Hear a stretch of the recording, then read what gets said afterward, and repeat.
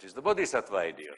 The Bodhisattva ideal is that my aspiration of sitting on the cushion is not for myself, is so that I softens and that I then become more outer directed and concerned about the happiness and well-being of others.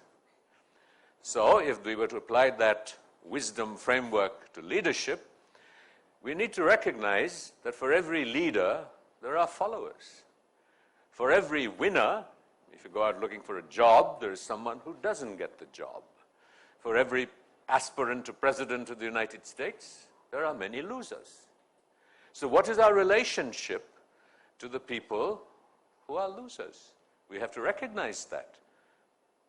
And so our engagement is not really that I should be an effective leader so that I can achieve my goals, but that we together should aspire for these aspirations that are larger than bigger, than ourselves. Even the Buddha told us that his is not the final word. It is based, and we must learn from his teachings, but ultimately it must be validated by our experience.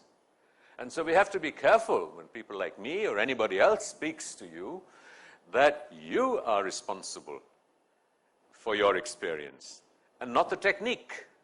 The technique is not responsible, nor is the teaching, nor is the philosophical framework. So it shifts the responsibility from something external to us. And yet, that us that suffers needs softening.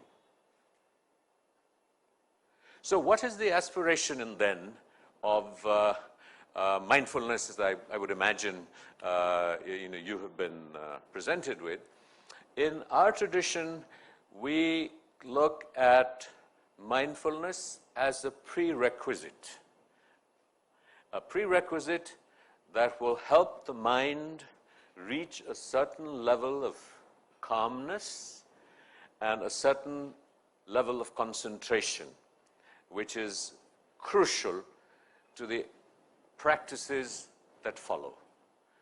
And what are the practices that follow, and what is their aim?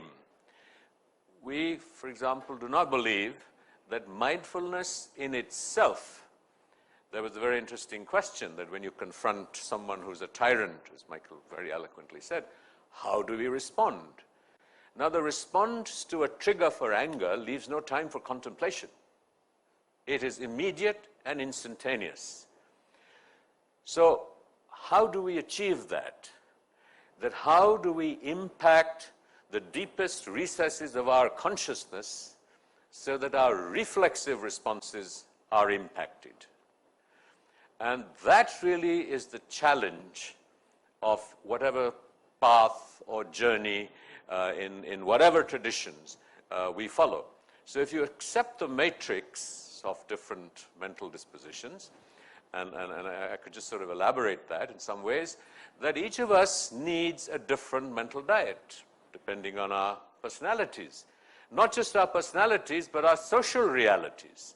So if Islam originated in a particular social context, that is the journey, not mindfulness as we understand it, for that individual in that context. So we have to recognize for ourselves which of these particular proclivities are appropriate to us. So the process of Buddhist meditation, with mindfulness as an important prerequisite, is to change our mental diets. So an example that I often give, from the teachings of His Holiness, is that we feel some sense of imperfection, a loss of equanimity, fear, he mentioned, that we feel are obstacles to our leadership, to our self-fulfillment. Now, the interesting thing is that because of our conditioning, the use of the English language, we have somehow begun to misunderstand happiness which is really something we all strive for. What is happiness? We somehow want to believe that happiness is the absence of fear, happiness is the absence of pain, happiness is the absence of whatever, and the presence of pleasurable sensations, a beautiful wife, being a position, or a husband, being in a position of leadership, etc., etc. This is the American dream. It's enshrined in the American Constitution, the right to happiness.